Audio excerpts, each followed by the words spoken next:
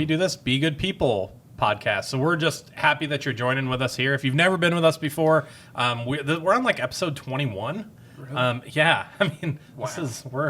we're getting really into it now. We're getting really to it. I remember when we started out, we're like, hey, let's just do 4 episodes and see how it goes. And here we are, 5 times that. And to the joys of our families and to those our close to us. Our closest friends. They're Hey, so it's happy. another Friday. I'm going to go hang out at the studio for 4 hours. I bet. Yeah. Yeah. Your family loves it, right? You guys posted 30 minutes. Why did it take you 4 hours? It's a process, okay? Process. A lot of work. Working goes through into it. Yeah. Yeah, but thank you so much for joining us in this discussion. We really long to be people that kind of continue the conversation, and we don't just take to our sides and stop discussion. It's more like talking about policies rather than just, hey, let's talk policy. Yeah.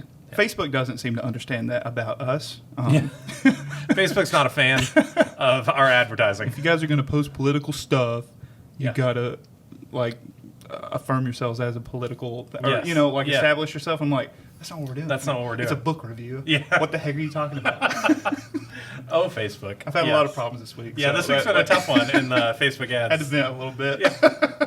Yeah, but we're on, obviously you probably found us either on YouTube or through our podcast on Apple Podcasts, Google Play, Spotify. We're pretty much everywhere there, or a Podbean site. Mm-hmm. And so thank you for joining us. We actually had a new patron join us this week. We did. Yeah, his name's Greg Doyle. And so Greg's joined us, and thanks for joining with us. Thanks, Greg. Yeah, we're glad you're with us. Absolutely. And, but jump in the conversation with us. We're going to talk about some things. We're going to look at chapter 3 of Ezra Klein's Why We're Polarized. Yes. And so if you haven't picked up the book, pick up the book. It's a good read. It's tons of facts.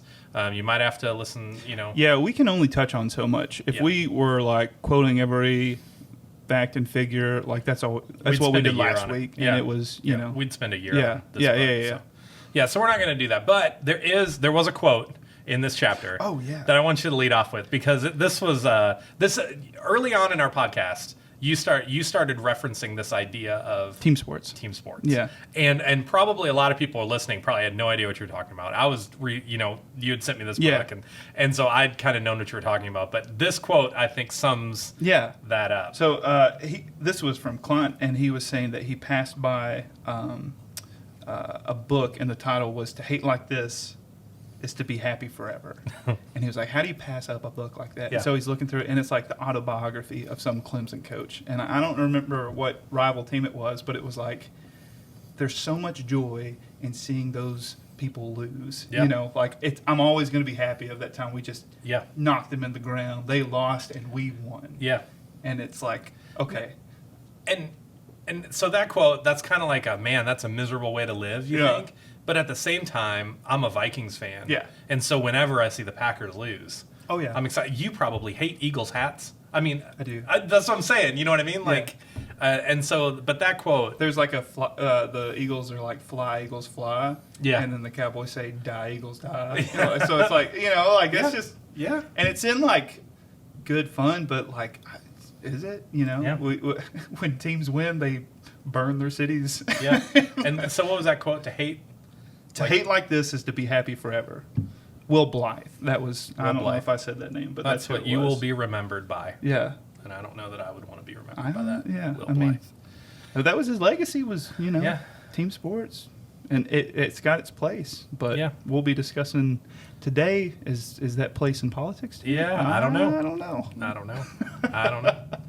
Yeah, and we obviously, I don't think anyone is foreign to the divide we have. And so no, if you're an American. When you look at Ezra Klein's book and you say, why we're polarized, I don't think anybody's surprised by that. No one's saying, wait a minute, we're not polarized. Yeah, no one's saying What's that. your argument for that we are polarized? It's Yeah. duh. Yeah. Well, what do you have to say about And that's it? why he dives into not convincing people that we are, but more, let's figure out how we got here. Yeah. And that's kind And of... last week we kind of talked about how the idea of polarization is, there could be worse things. Yeah. So I think it's really important. Last week we talked about demythologizing, because if we look back at how we weren't polarized before, we would think, oh, why don't we just go back there? But as we unpacked last week, there were some pretty bad skeletons in the closet of the golden age that we don't necessarily want to go back to. Like there is worse things to be than where we're not looking now. to retreat to where we were. Yeah. We're looking to move forward and also remember what better. didn't work in the past so we don't repeat those steps. You know what I mean? Yeah. So he references Henry Tajfel. Remember that? We talked about him a little. I don't know if we talked about him, but we referenced the study that Ezra is talking about in the World War II era. Yeah, he was. Yeah, right? Okay. yeah. He was a French soldier, but he was a Polish Jew. So he moved to France, not to become prior a soldier. to the war. Yeah, prior to the Hitler's invasion.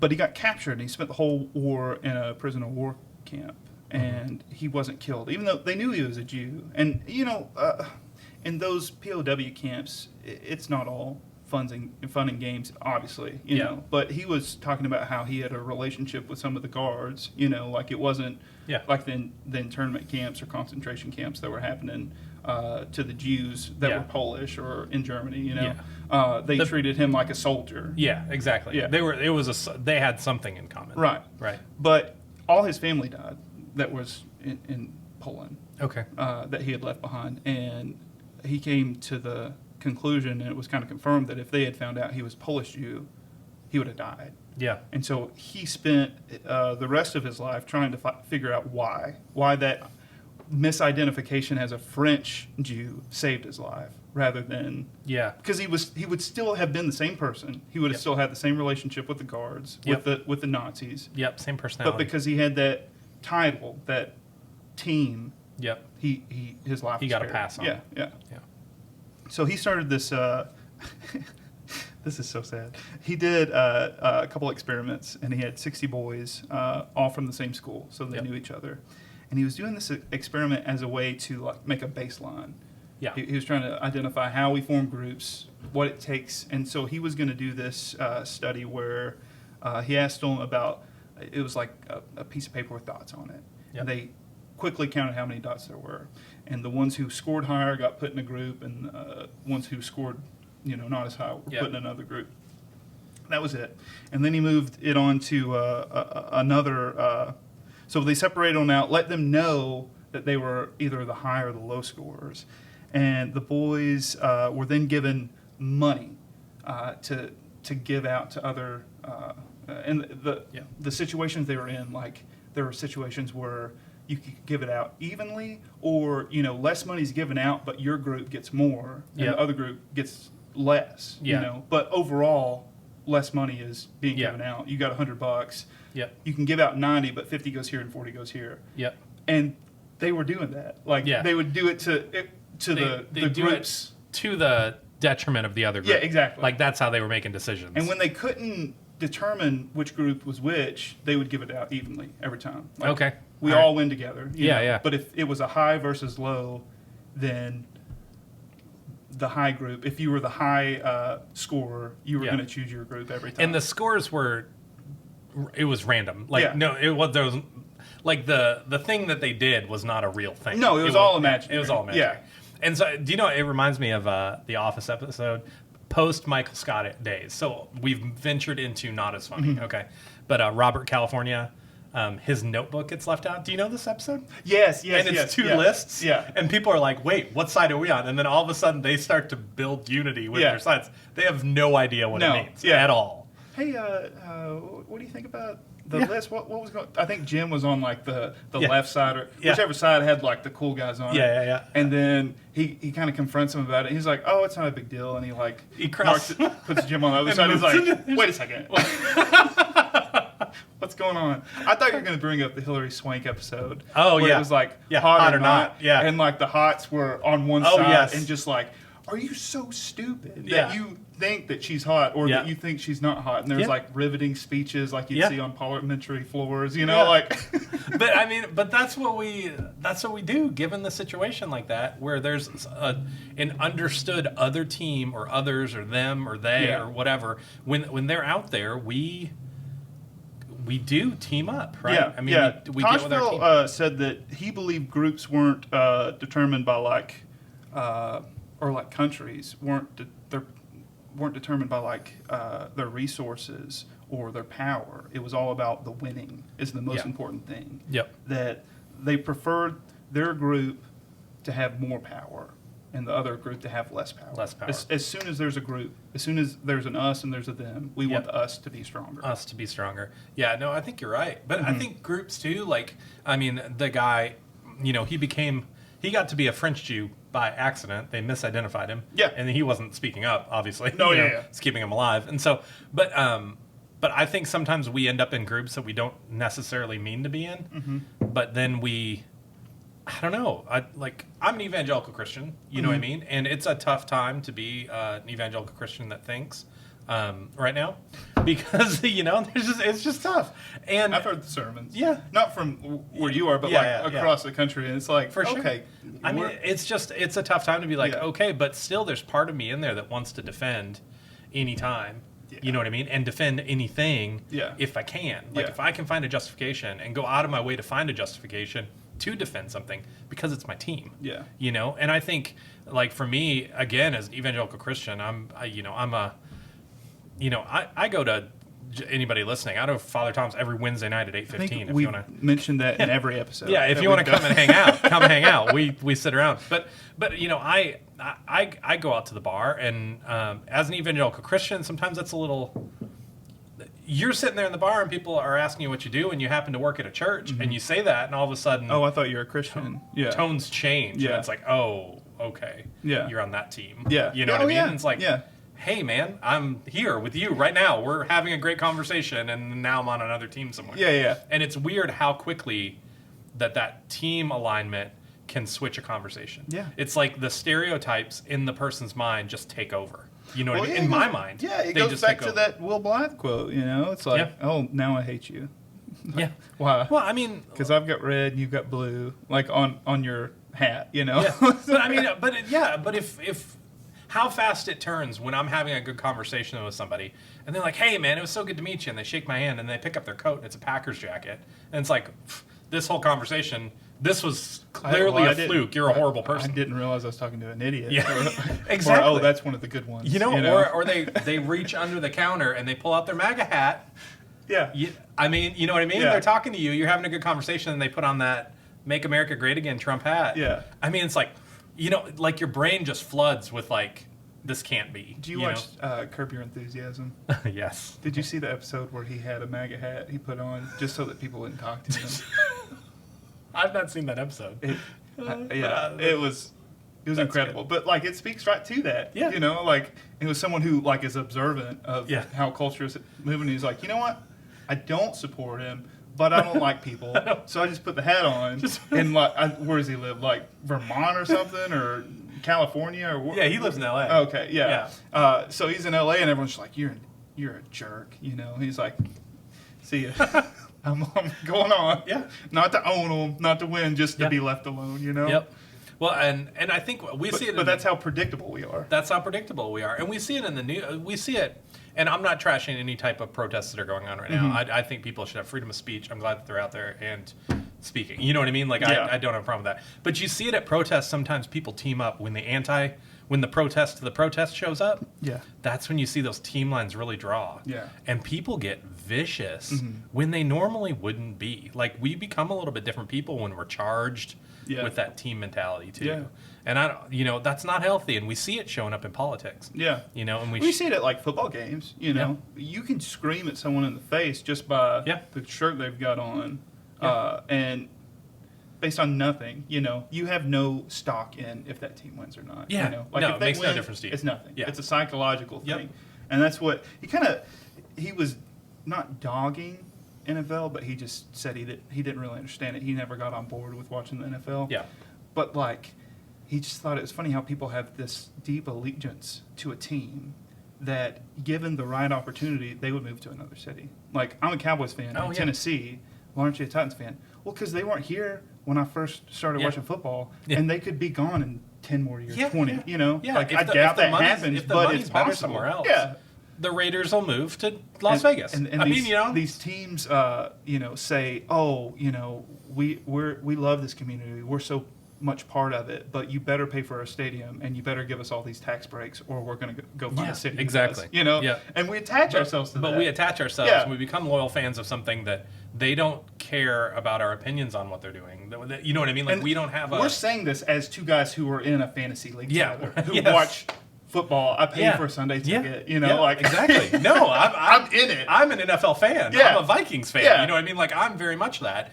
And so, but that is very much like you have this loyalty to a team that doesn't have a loyalty to you. Yeah.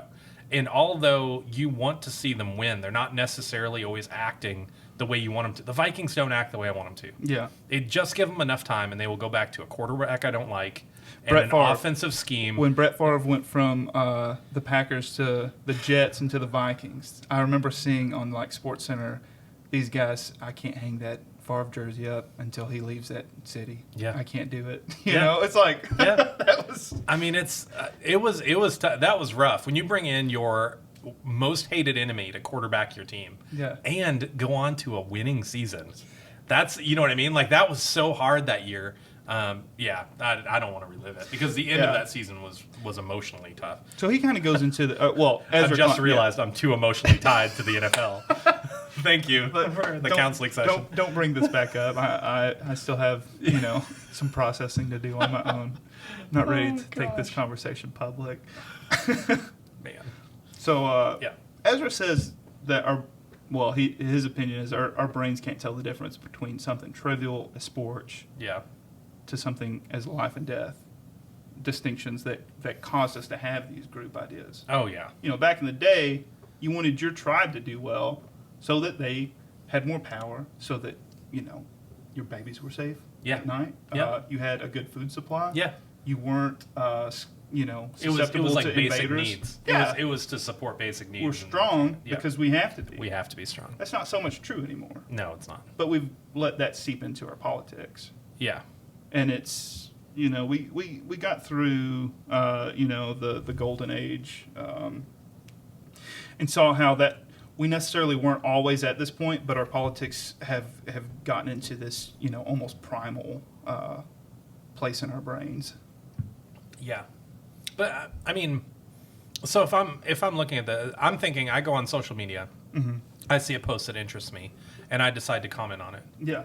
And then all of a sudden the discussion goes, and I realize people disagree with me, and so I get more upset about it. And then I realize it was just a post about where we were going to have an event in the park. Yeah. Like, you know what I mean? Like, I realized it was trivial. Yeah. But I'm super. Oh, you believe this? And I'll just give an example. This seems to be where mine goes. Oh, you believe in this, so that must mean you believe this, this, and this, and this. Yeah. And I hate that. It's like, that's not what this post was about. That's not what it is. Yeah. And so, what I want to know, and I might be going off what your notes are in this chapter, but like, how does this play into politics? And so, if I support a team like the Vikings, even though they don't know me, don't care about me, they're going to make best decisions for their corporate structure, not for me. Yeah. Okay. How does that play into politics? Do I also support politicians and a political party that does the same thing? So, I mean, that's a great point. We're real invested in football. Yeah. And, we watch it a lot. We can tell you that the cap what are they going to pay Dak?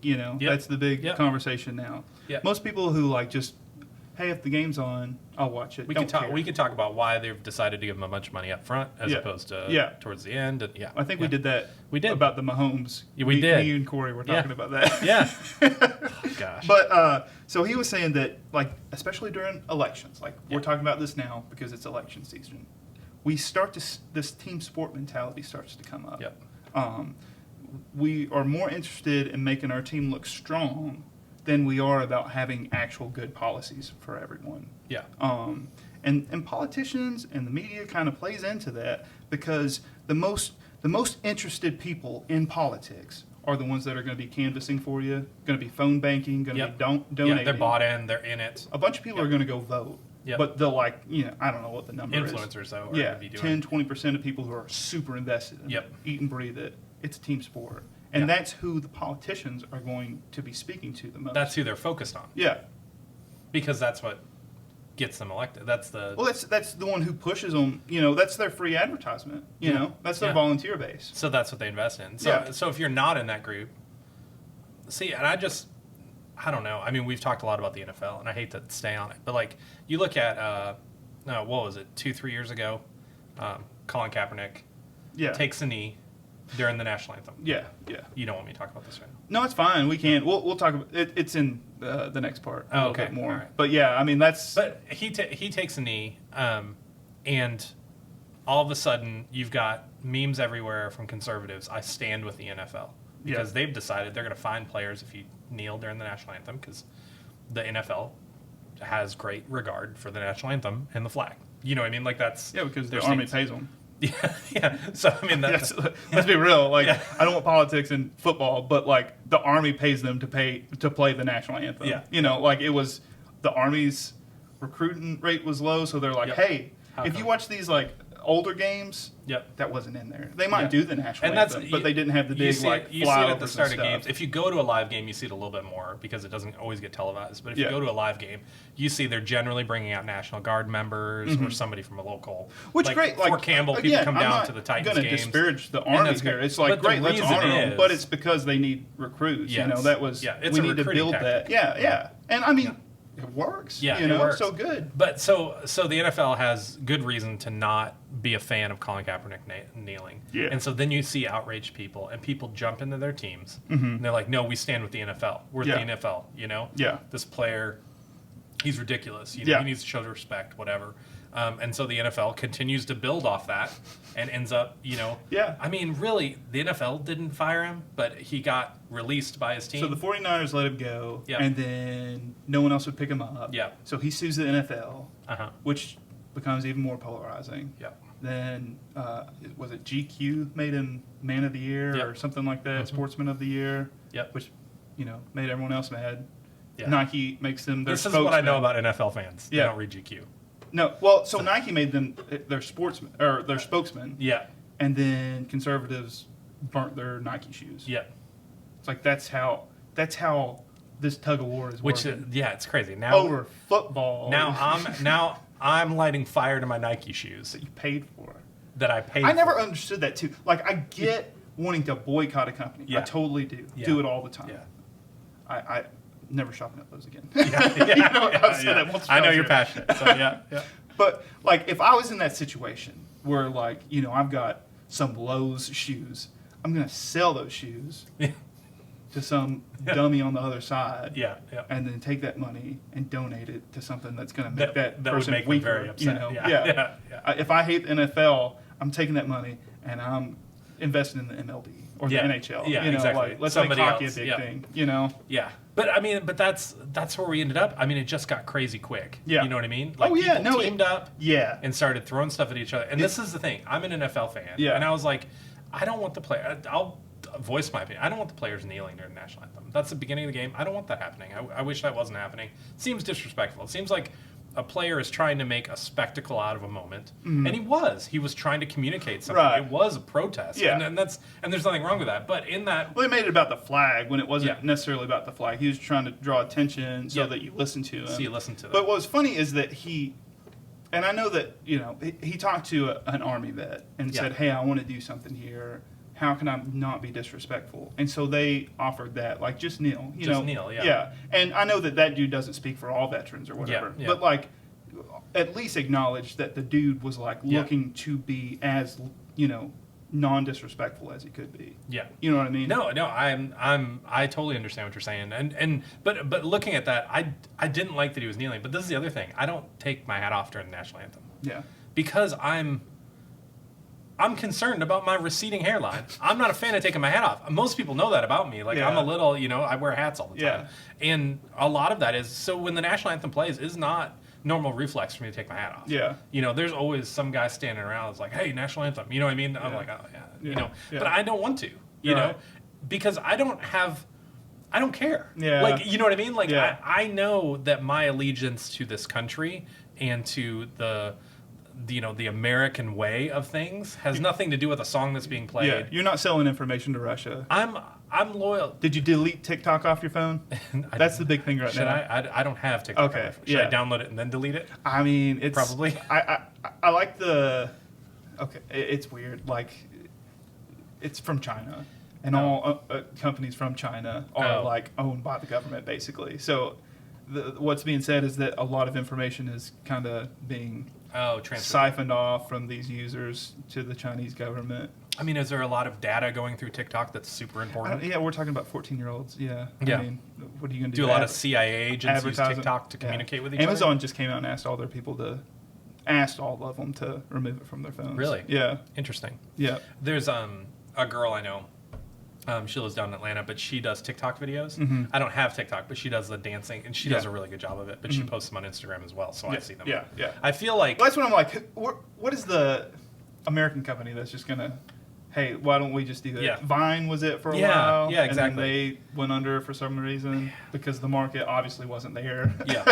Well, I've gotten us off topic here. Do you want to bring us back? Do you got something to bring us back? Yeah, I mean, this is just the end of it. But, like, so with the NFL, the most engaged people, you were very engaged, so all that stuff made sense to you. It kind of ruined it for you. Talking about politics, the most engaged are usually the ones that are the most polarized, the ones that most self-identify with the party. And he was saying, based on some studies that I don't have here, they're listed in the book, so grab that and look at it. But the most engaged see politics differently than the rest of the country.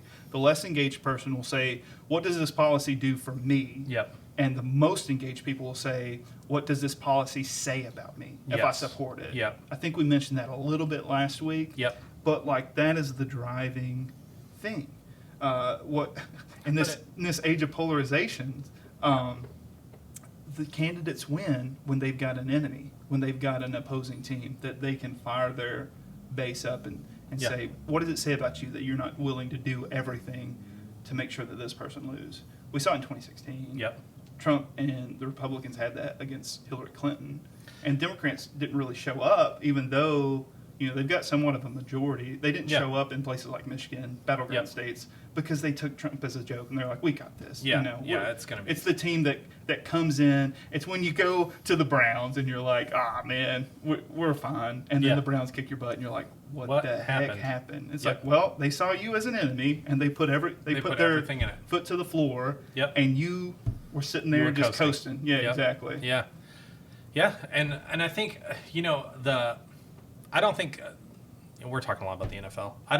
This show is not about the NFL. No, but it's real. It's like how we can. We're trying to dissect why we think of politics like the NFL. You know? So like if we're talking about the NFL, that's like the thing, just, we do. Just see how ridiculous these two stand against each other. If you look at Colin Kaepernick's protest by kneeling, and how that played out, lawsuits back and forth. He doesn't get to work as a quarterback again. Honestly, if you look at his passer rating, he wasn't that great of a quarterback. He was okay. He's not top 32. No, which is how many teams there are. Right, so but there's backups too. There are backups. He would have been a great backup somewhere. Solid backup. Yeah. 100%. Yeah. Because his passer rating it's below Tony Romo. Was it? Yeah, by like 4%. Tony Romo was a great passer. He only had a 59% passer rating for his whole career. Isn't that good though? No, I mean. Sure, Kirk Cousins has a 67% or something. So sure, I mean, I'll give it to you if you want to say Kirk Cousins is a great quarterback. I don't think they're going to admit that. But like, I mean, 59% over like how many years they played. Yeah, that's true. Tony played for a while. So if I throw two passes, Colin Kaepernick played for 5 seasons, 4 seasons? Yeah, it's like one contract. I think. Yeah, one contract. Yeah. So, but anyway, if we look at that and how it ended, or I don't think it's ever really going to end. But how the idea was that everyone will lose then. We'll find players a minimal amount if they kneel, if they come out and kneel. We'll find them a small amount. But what we're going to do is we're going to stop televising the national anthem. Yep, that's what they did, as I was going to mention. And so all these people that were America proud lost their opportunity to honor the country at the beginning of the sports game. But then they lost. Well, yeah, but like also the conversation died. Once you just took the spectacle away, it was no longer important to people to talk about it. Yeah.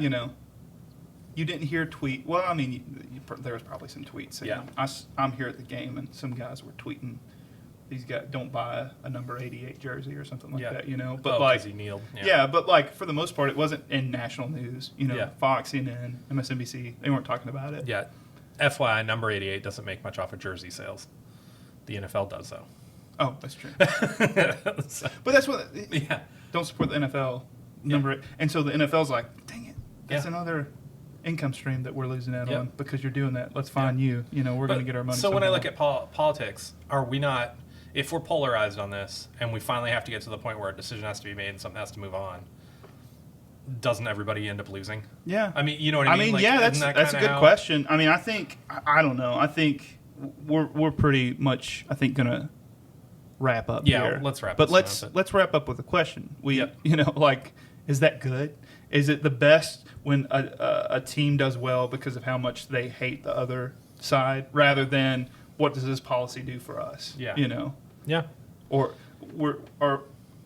is the focus good when it's people voting, the people who people voted for Trump so that Hillary wouldn't be elected. Oh yeah. I mean, that is most of the people I know that voted for Trump that say it. Everybody apologizes. And they're like, well, I picked the, you know, lesser of two evils. Yeah. I just we couldn't have Hillary. And I'm like, I don't, you know what I mean? Like, that's vicious. I mean, you're saying that's the death of our country was with this one person? Like, that's like, I think that's it's an odd statement that people get to because they just flood but you to see these it mentalities. on the Democrats this side around too. Is it fear though?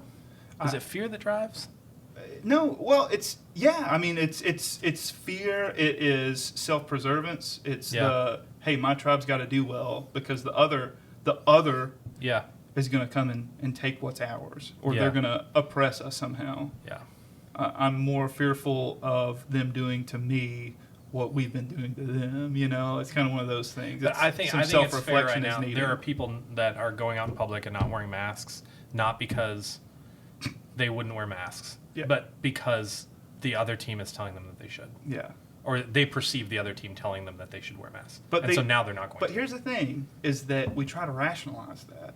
We try to say, hey, actually, you know, the CO2 levels and this and that. And it's like, okay, oh, God, someone needs to tell my surgeon that he doesn't need, or tell the surgeons. He's not going to make it. They don't know this. Obviously, they've been wearing these masks for years. 7-hour surgeries, man. They're not going to make it. They don't know. Let's tell them. You know, it's like, no, that's guys. This is a proven, but it's because the other team's saying it's, and I'm not going to do it. And but that's what we get to, right? Yeah. I mean, it's hey, let's stay home. Let's quarantine for a while. We can keep people well. Yeah. You can't tell me to stay home, like, because of the person who voiced it.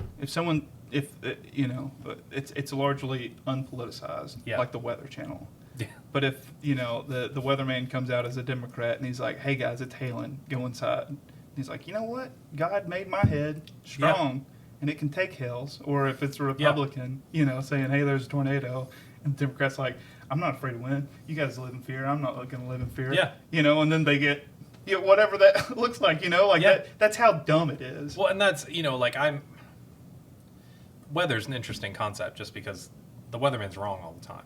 The app is wrong all the time. Yeah. I cancel tea times all the time when it's beautiful outside. I'm like, dang it, didn't even rain, you know? I went to mow today and it looked, on the weather, it's like, oh, it's beautiful. And I go out and mow and I feel a drop and I look up and there's just this huge black cloud. I'm like, okay. Thanks, man. I guess my yard is halfway mowed for the next, 4 days. When's it going to stop raining? Yeah, but that's... Anyway, I derailed us for sure there, but it is like we can't. I hope we don't continue in this country making policy based on how can we stamp out the other side. Yeah, and also policy based on the most engaged. Yeah. When it's clearly a minority that these guys are speaking to that galvanize the rest of us. It's like, I'm not that engaged, but this guy, he's smart and he's saying it's the end of the world, so I'm just going to vote that way. Meanwhile, what's your policy? So what's the answer? Should the less engaged be more engaged? Let's ask it. What do you guys think? What do you guys think? Should people be more engaged? Let's jump back on this next episode. And after we hear what you guys say, you know, we'll address that in comments. But all right. I don't know. I like it. Well, guys, thanks for joining us today. Absolutely. We'll see you next time.